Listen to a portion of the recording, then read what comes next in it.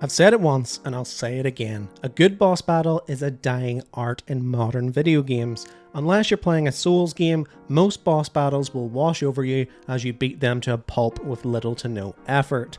But if you're willing to seek them out, there are still plenty of bosses more than willing to crush your spirits, and a lot of them can be found in your favourite indie games. Down the years, I have shouted expletives and tossed projectiles at many indie game bosses, and I thought it would be fun to go through them and name some of the hardest ones that I have ever encountered. So in this list today, we're going to go through Indie Game Culture's list of the hardest indie game bosses that totally kicked my ass. Just a little bit of housekeeping before we get into things. All bosses will be from indie games, all bosses listed will be present in the main game, so no DLC, fan-made content, or optional bosses. All bosses will offer the hardest fight within their respective games, and we will only be listing one boss per game. Okay, grab a sword, gun, or whatever you have handiest. We have some bosses to kill. In at number 1 we have Broken Vessel from Hollow Knight. Since we're only considering main game bosses for this list and all of Godhome's brutalities aren't considered, with that in mind, my choice for the hardest boss within Hollow Knight was Broken Vessel, the boss you'll need to take down if you want to get the Monarch Wings. Broken Vessel is a tricky fight as they are very mobile, they have tough attack patterns to learn, and they also make the use of little ghostly minions to add an extra layer of difficulty to proceedings. And don't get me started on his Infection Ball bullet hell attack. Along with the Mantis Lords and the Hollow Knight, I would say this is one of the hardest fights you'll encounter on your way to beating this game, so good luck taking down this boss. In at number 2 we have King of Puppets from Lies of P. For those who aren't aware, Lies of P was insanely hard before its first major update was released, and based on that build of the game, I could have included just about any boss from this title, but of all those I faced, King of Puppets was easily the most challenging. The first phase is tough, but manageable as you take on the bulky machine, as his attacks are hard, but are slow and telegraphed. However, as they enter the second phase and Romeo comes out to play, the fight becomes a test of fast reactions, tight movement, precise parrying, and dodging mastery. I haven't gone back to the game since the update, so this one could be a lot more manageable now, but when I took this one on, the King of Puppets kicked my ass time and time again, earning a spot on this list. In at number 3 we have the Catalyst from Sea of Stars. Sea of Stars isn't really known for its difficulty, as it's a very well paced game where you'll always have the resources needed to make it through most fights with ease. However, the game does have a few fights that buck this trend, and the one that caught me off guard the most was the Catalyst. This fight sees you battle through a long room that is being protected by a robot, and your job is to pierce their lines of defense and get to their control network. This process is already challenging enough, but when you get to the control panel, the real fight begins and you'll need to take them down for good to access the mainframe. Because this boss has the ability to heal itself and deal huge damage, it's super important that you take out all of its turrets and systems fast, allowing you to focus on the core in the middle. Otherwise, you're gonna get blown to Kingdom Come, trust me.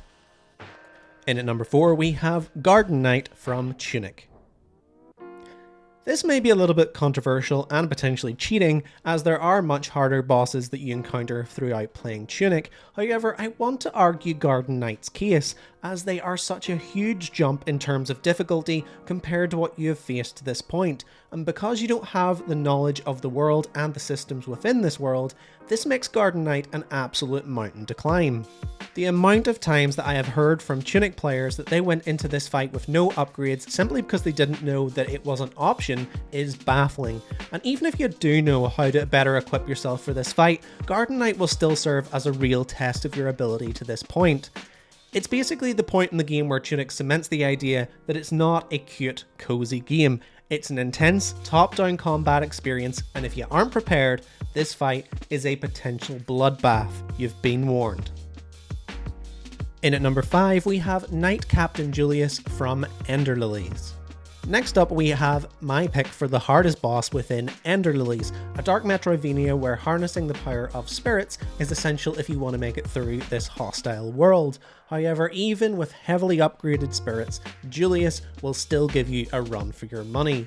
Knight Captain Julius is kind of like Ender Lily's version of Elden Ring's Crucible Knight, but in 2D form. The first few phases will lull you into a false sense of security, but as the fight goes on, Julius will get faster, add brutal attacks to his arsenal, and will glow a fiery red as he comes at you hellbent on slicing and dicing you. Beating Julius is all about learning his choreography until it becomes a beautiful dance with a flurry of blades swishing overhead. He may not have had his followers' respect, but damn it, he's got ours. In at number 6 we have The Burst from Fury. If you've watched our video saying that we need to see more boss rush games, then you'll know that Fury is one such game that offers bosses and nothing else. I would go as far to say that Fury doesn't have a weak link when it comes to bosses, and each offers a unique and cathartic experience, but if we're speaking about difficulty alone, we need to talk about The Burst.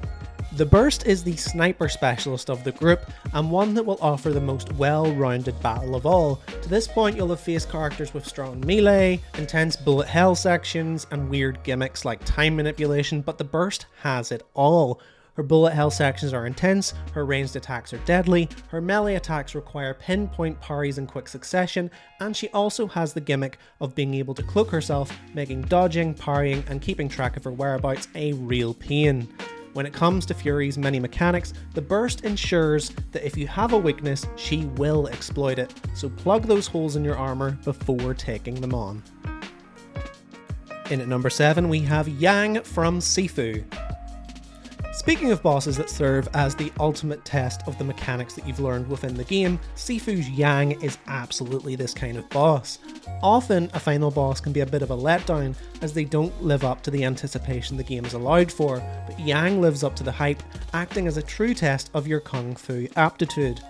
It's a brilliant climax to the game that has you fight your own brother to end this quest for vengeance that you've been on, and since he's your own flesh and blood, you know going in that he will be more than a match for you.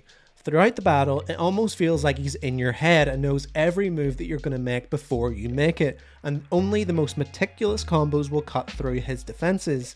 This battle is all about patience and the ability to take your opportunities when he makes a mistake or opens up for a counterattack. The ending is bittersweet as you realise that vengeance isn't quite as fulfilling as you thought it would be, but even still, beating this tough boss will give you the feeling of accomplishment that all we gamers crave. In at number 8 we have Time Eater from Slay the Spire. If you watched our list of the indie games that are a nightmare to 100%, you'll know that Slay the Spire is perhaps the worst of the bunch in this regard, as there are so many incredibly hard situations to overcome in this game. However, of all the bosses you'll face across the 3 acts, the one that kicked our ass the most was Time Eater. On the surface, Time Eater doesn't seem that bad. Sure, they have a huge health bar, but their attacks are reasonably low, especially by the time you reach them.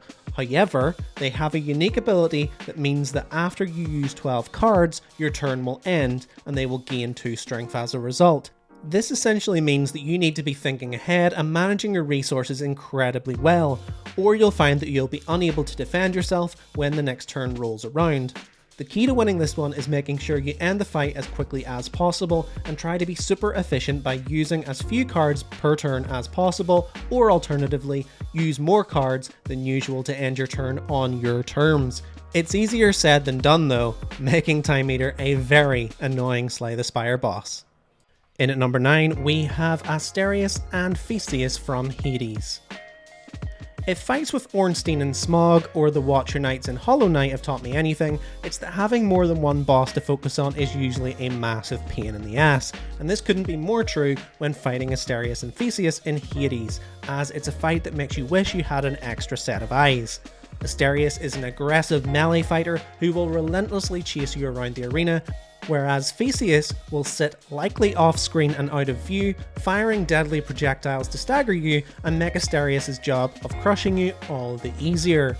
The strategy here is to keep moving and take out the Minotaur first, but when you do, Theseus will burst into life with strong melee attacks, raining hellfire from above, and you'll need to find a way to get around his shield as he blocks all frontal attacks. Many will argue that Hades is the final boss of this game and therefore is the hardest, but in my eyes, this duo is easily the most frustrating and tough of all the bosses presented, and that's why they earn a spot on this list. And in at number 10 we have Dr. Cal's robot from Cuphead. While we did consider giving King Dice this spot, we just thought that Dr. Cal tipped them in terms of difficulty, but let it be known, it was very close. Dr. Cal's robot is a 3-phase boss, and it's rare that the first phase offers the toughest test in segmented fights like this, but with this one, it's absolutely the case.